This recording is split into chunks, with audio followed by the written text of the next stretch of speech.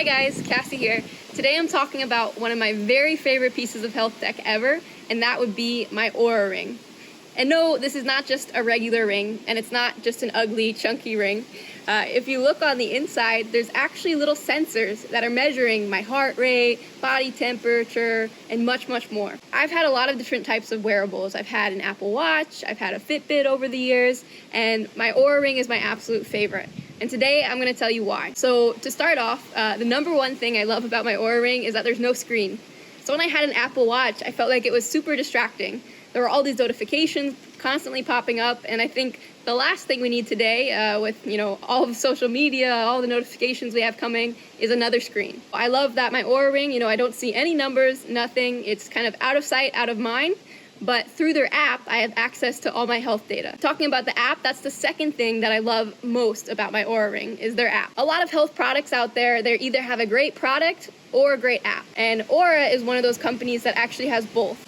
And that's really powerful because you can gain actionable insights into your own health, which is something I feel like is really missing from things like the Apple Watch, for example. Like, oh, great, I've gotten 10,000 steps for the last 2 months, or oh, great, my heart rate has gotten up to this number the last time I've worked out.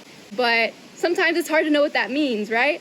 So your Oura Ring app will actually spell it out for you, like, hey, your heart rate is higher than normal. That means maybe you're extra stressed, things like that. So let's take a look at, my own Oura Ring app, kind of walk through the tabs, and get a better sense for what the ring's measuring and why I love it so much. Let's start out with my number one favorite thing that the Oura Ring measures: sleep.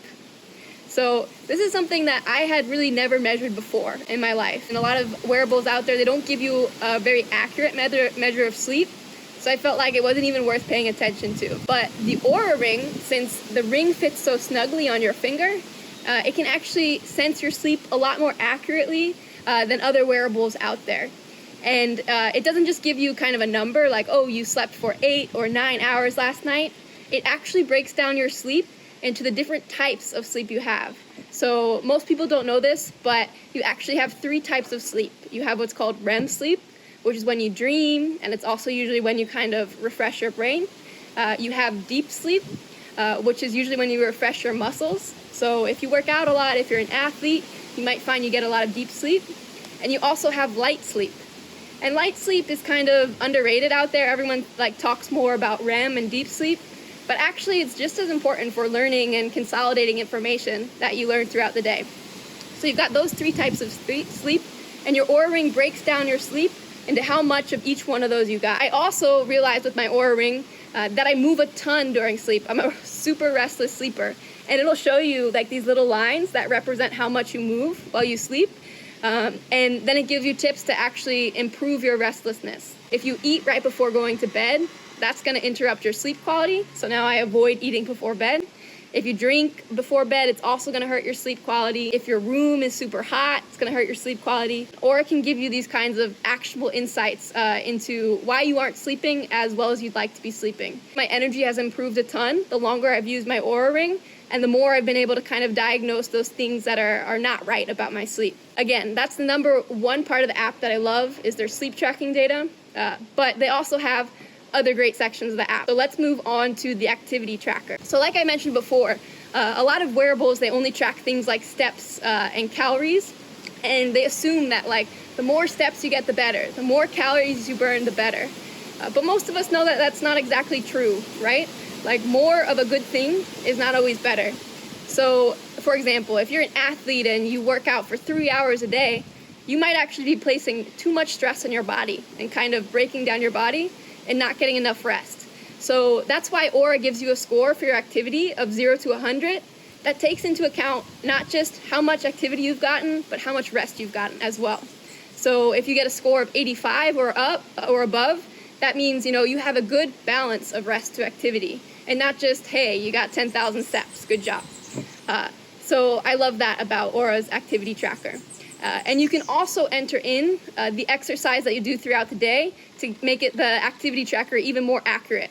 So for example, I love to kite surf, and Oura lets you enter in, oh, I went kite surfing for an hour, and tells you based off the fact that you kite surfed, really intensely today, for this amount of time, you burned this many calories.